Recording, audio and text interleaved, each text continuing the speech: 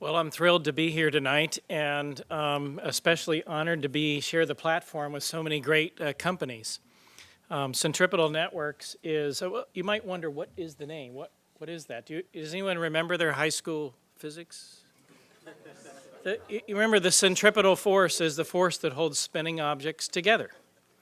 And that's an allusion for us to the internet itself. The internet, by all measures, is a fast spinning object that spins faster all the time. We now do all our commerce, virtually everything almost comes in over the internet. And it's actually in danger of flying apart.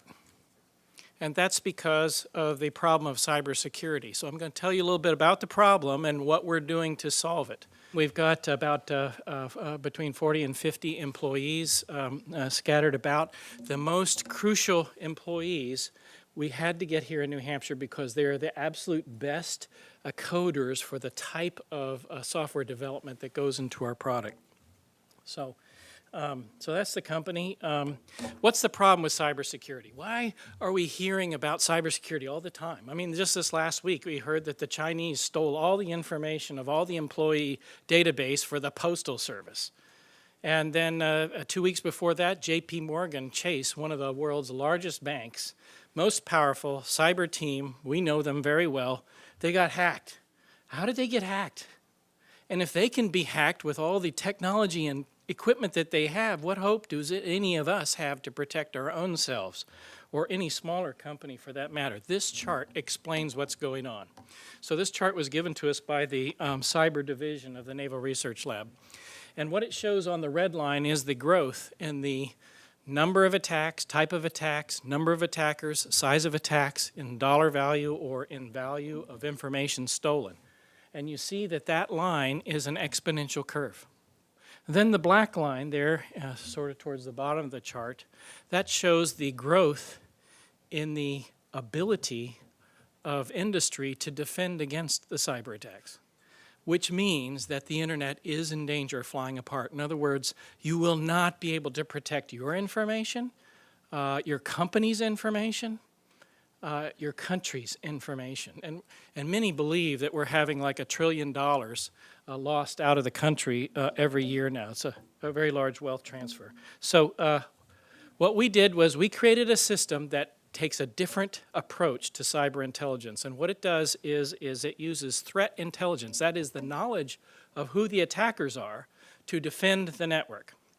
And the reason why this has never been done before is that the number of attackers is too great for any firewall, any current device to address.